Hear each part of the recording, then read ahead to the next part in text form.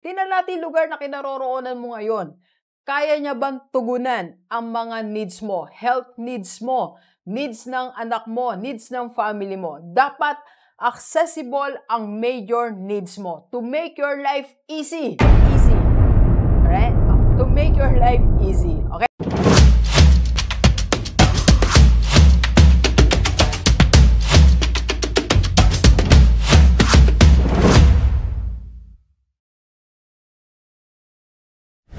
Believers, isang tanong na sasagutin natin ngayon. How to make life easy?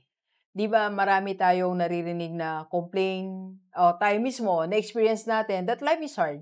Life is really hard, di ba? Mahirap po ang mabuhay. Pero ang tanong, kaya ba nating maging magaan ang buhay? Or pwede bang maging easy lang ang buhay natin? So the question is, how to make your life easy? Alam niyo po ba na yes, it's possible. It's possible to have an easy life with these 4 things, okay? So first, para maging easy ang life natin, you need more money. Yes, totoo po yan, katotohanan po yan, that you need more money to make your life easier. Imaginein mo ngayon ilista mo lahat ng mga problema mo ngayon, okay? So at least 20 problems. Now, next question, tinan mo, alin dyan ang kayang isolve ng pera? Alin dyan sa 20 na yan, yung kaya mong maalis agad basta may pera ka? Diba? 80% or 90% ng lahat ng ihirap natin, lahat ng problema natin, kayang isolve ng pera. Okay? So, to make your life easy, you have to make more money. Okay? So, pangalawa, dahil you have more money, you can pay more people. Imagine mo, ang dami nating dapat gawin sa buhay, di ba? At ang iba nating dapat gawin, these are hard things, hard tasks. Pero imagine, if you can pay people to do the task na nahihirapan tayo, di ba life will become easier? Yes, life is easier when you have enough money to pay more people to do the task na nahihirapan tayo. Okay? And third, how to make life easy is to move to a more progressive place.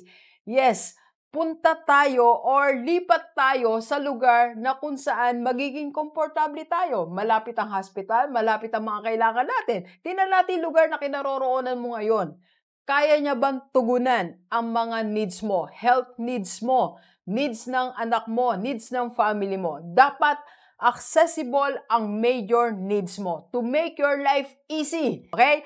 And how to make your life easy is to avoid hard people. Alam niyo, sa buhay natin, marami talaga tayong may encounter na hard people. Ito yung mga taong mahirap pakisamahan. Ito yung mga taong hirap na hirap tayong i-please sila. Ito yung taong hirap na hirap tayong makasundo sila. Alam mo, dapat mong gawin, if you cannot change them, you have to leave them. Iwanan natin sila. Iwan ang mga taong mahirap pakisamahan. Avoid hard people to make your life easy. Okay? And number 5, avoid sin. Ang kasalanan ang nagpapahirap sa atin. Alam mo, imagine mo minsan diba, kaya tayo mahirap ngayon, kaya mahirap ang sitwasyon mo ngayon, kasi nagkasala ka. 3 years ago, nagkasala ka. Last year, nagkasala tayo. Last few months, nagkasala tayo. And this is now the consequences. Kaya tayo nahihirapan. So, to make your life easy, you have to avoid sin. Okay? So, sa atin po lahat, G-Livers, life can be easier. Nasa kamay natin yan. Okay? Let's go, let's go. Kape po tayo. Kape po.